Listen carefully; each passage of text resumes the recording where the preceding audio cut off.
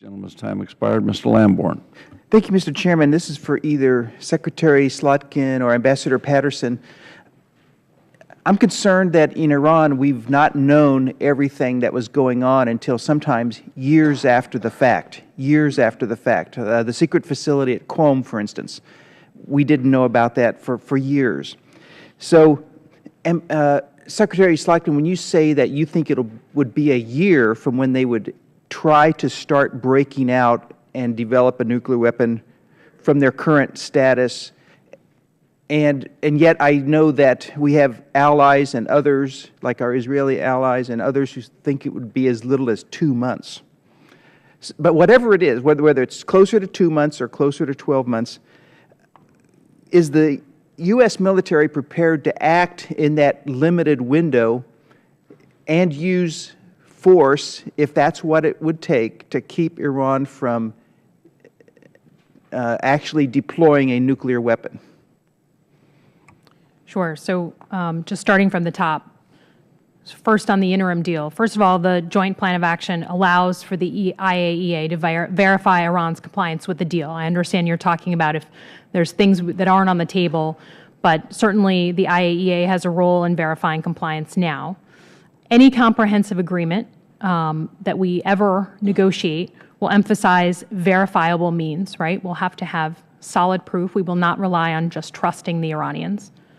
And then importantly, we remain confident that we could tell if Iran was making a dash towards a weapon. And we believe should that decision be made, it would take at least a year. I stand by that, and I think in an unclassified forum, that's as far as I'll go.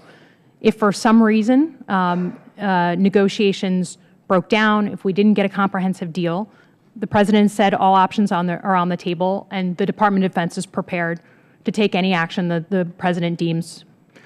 Okay, let me follow up on that for either you or the Ambassador, and this has already been alluded to by Mr. Thornberry and Mr. Forbes and others, but the credibility issue. I see that the lack of action in Syria, whether or not it would have been right for the U.S. to step in and use force to punish the use of chemical weapons upon his own people by Bashar Assad, the fact is that the Iranians are viewing that as a lack of credibility and a sign of weakness.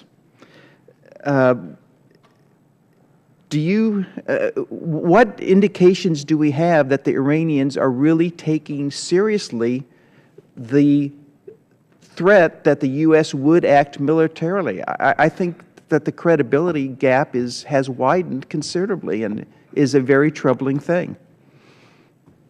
Congressman, I think one issue that we've sort of overlooked here is their economy's in shreds.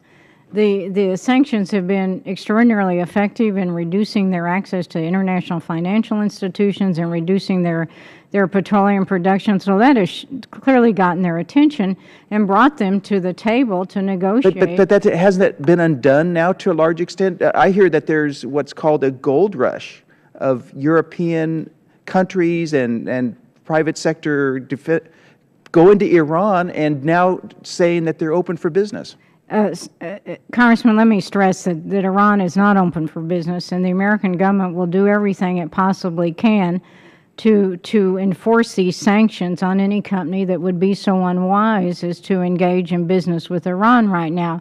Yes, they are going, and I hope they are giving the message to Iran that if we were able to do business with you, there would be advantages, thus putting more pressure on them.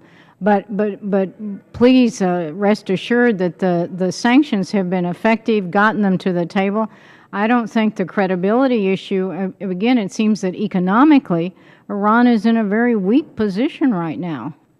So I think the issue of credibility is, I do think, yes, some people would complain about that, but we're engaged militarily. We've gotten Iran to the table. We have an enormously robust presence in the Gulf and elsewhere in the region, so it's hard for me to see that our credibility has eroded. Admiral, let me ask one really fast question of you.